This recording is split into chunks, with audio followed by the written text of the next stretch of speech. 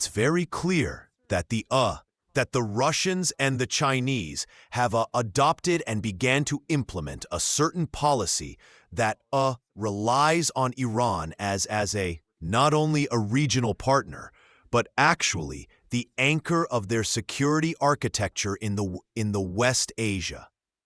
And so I think that there's an awareness between these powers that if they don't stick together, they can be picked off one by one by the globalist world order. So, let's say if the Western powers manage to regime change Iran, they would immediately, all those development projects like the North-South transport corridor would be finished. They would not go on anymore. Here's the real reveal. Iran isn't just a country, it's the firewall. Russia and China isolate one nation, control the whole region. But if Iran stays stable, the Russia-Iran-India corridor becomes a trade route that bypasses Western power. That's why Iran is anchor. Cut the anchor. The Bundiklo. Entire strategy collapses. The West isn't afraid of Iran itself. They're afraid of what connects through Iran.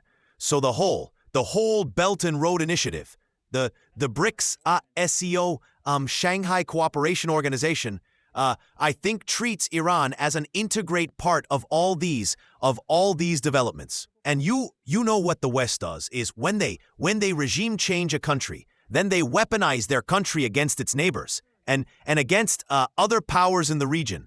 In the same way that they used Ukraine to weaken and destabilize Russia, they could use Iran to weaken and destabilize Russia as well.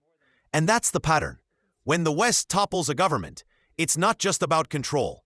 It's about weaponizing that country against its neighbors. Ukraine was used to pressure Russia. Iran would be used the same way for Russia and China.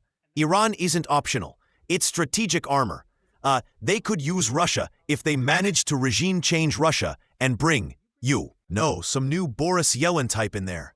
They could then use Russia to destab, basically to attack China in the same way that they used Ukraine to attack Russia. So I think that there's a growing awareness that this is how the West plays its game, and that, for the Chinese, it's vitally important that, Vladimir Putin and his government remain in power in Moscow, and that there's a continuity of policy, that there isn't some Vladimir Zelensky brought to Kremlin by the West. And then the same applies to the relationship with Russia and Iran and China and Iran.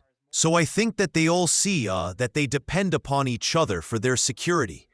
And so I think that you're absolutely right that this is more than an alliance. This is strategic teamwork on every level. This is the pattern. Regime change, install a pliable leader, weaponize the country against the next target. Ukraine was used against Russia. If Russia fell, Russia would be used against China. That's why Beijing, Moscow, and Tehran aren't just allies. They're mutual insurance policies. There is nothing coming out of the administration. The Secretary of State, the National Security Advisor are the same, Marco Rubio. And nobody knows what Marco Rubio is and what does he want.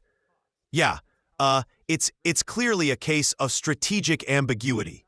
And I think it's a certain thing that they're doing this on purpose. This wouldn't be an accident. They're doing it on purpose. And the purpose is that they're concealing their true intentions. And so we have a hard time interpreting what they're doing, what they're trying to do, and what's going on. But I have to say, for me, this situation is much, much preferable to what we had with Anthony Blinken and Jake Sullivan and Victoria Nuland and all of those people, because those people were one-track mind driving us towards escalations in the Middle East and Ukraine against Russia, against China, and they were already putting things in place. They're putting pieces in place for all those wars. Biden was saying like, oh yeah, 3-front war, no problem. We're the, United States of America, for God's sake. We can beat everybody. Trump is obviously doing something very, very different. And you know, for me, the really important changes in the new administration is we have good constructive relations between Russia and the United States, which is, you cannot overestimate how important that is, because these are the two primary nuclear powers and the greatest risk of nuclear annihilation that for all of humanity. So the fact that the two administrations are talking to each other, that they're on friendly terms and that they're moving in some kind of a constructive direction is extremely important. Next part of that deal is that American administration that we had since World War II. And I think that is the reason that pressure is the reason why he's driving everybody crazy, including us. And so, you know how to understand Syria, how to understand Nigeria, how to understand Venezuela, Yemen, and more, and so on. I'm never sure what the answer is. But I certainly think that we did move a very important step away from the precipice of nuclear annihilation since Trump came into office. Notice what Alex just revealed. Ambiguity isn't confusion, it's a tactic. When a government doesn't clearly state its goals, it becomes impossible to hold them accountable for outcomes. No commitments, no promises, no fingerprints. And here's the irony. In a world where previous administrations openly chased war, silence suddenly feels like progress. Sometimes not escalating is the most important policy of all. What is the future for Europe? What do they want for their future? It'll depend who you ask. Obviously, if you ask Ursula von der Leyen and Kayakis, the future of Europe is war against Russia, and Friedrich Merz and Manuel Macron, and so on. The question is, are they going to remain in power, or is democracy going to prevail? Because the majority of people don't want that war.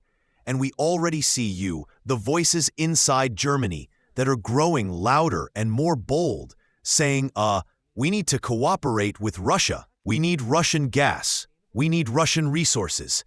Because otherwise our economies are going to be destroyed.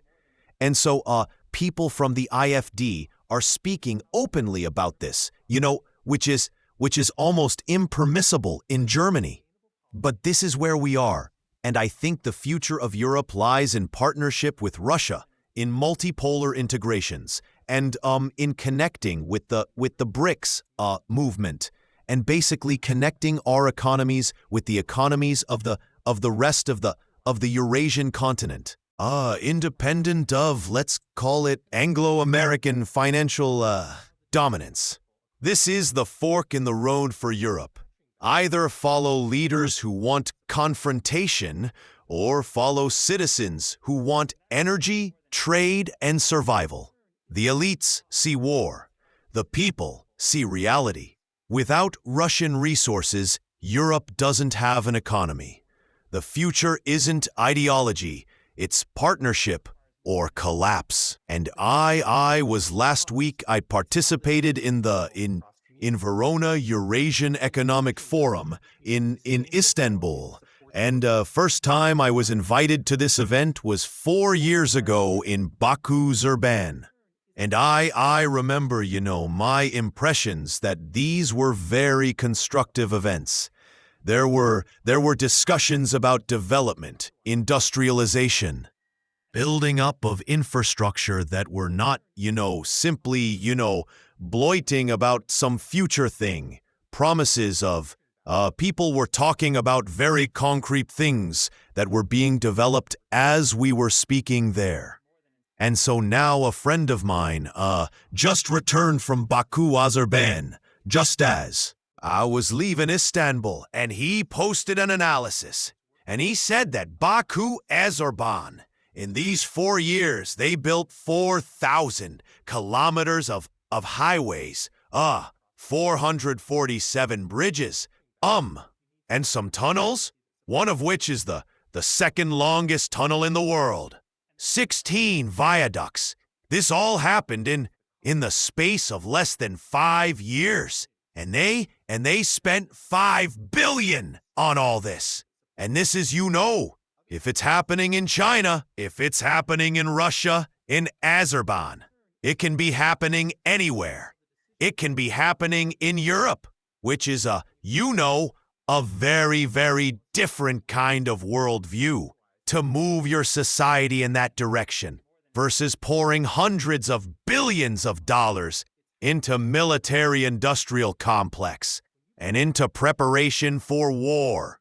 Because you're saying, oh, by 2028, 2029, we're gonna go to war against Russia.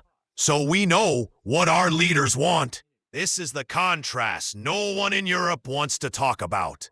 Some countries are building highways, bridges, and builds prosperity. The other prepares for destruction. The question isn't who has more power, it's who has a future. We also know what the ordinary people want. And the contrast couldn't be more stark. So the question's going to be, is the democracy going to prevail? Or are these inbred, degenerate elites going to prevail? And it's hard to say Ukrainians didn't want to go to war against Russia, but they ended up forced. So I don't know if Europe is going to be able to resist this push into war. It'll depend on us. But I see a lot of people are waking up. But I also see a lot of people who are very complacent and are just kind of shrugging their shoulders, are like, oh, what can we do? I'm just a person. I can't do very much. We'll see. I genuinely hope, and I would like anybody listening to this to understand that our cooperation, our compliance, acquiescence to all developments, including war, is essential to them. Us passively going along with what they're forcing us into is handing them a success. Us resisting and saying loudly and categorically, no, we will not go to war against Russia, will stop the march to war. So I guarantee that a lot of parents in Ukraine right now probably wish they would have been a bit more forceful in resisting the march to war, even at risk to their safety, their jobs, their incomes, and so forth. Because the alternative is visiting your children under the flag of your country 6 feet under the ground. Because they were sacrificed in those wars. If we don't want that, we are gonna have to push back. And we're gonna have to push back decisively and boldly. And maybe even tolerate a little bit of risk to to ourselves personally. Here's the uncomfortable truth. Wars don't happen because leaders want them. They happen because people don't resist them. Silence is compliance. And compliance is the fuel of every war in history. The moment people say no, not in our name, the war machine stalls. Tell me about your opinion. Subscribe this channel for new updates.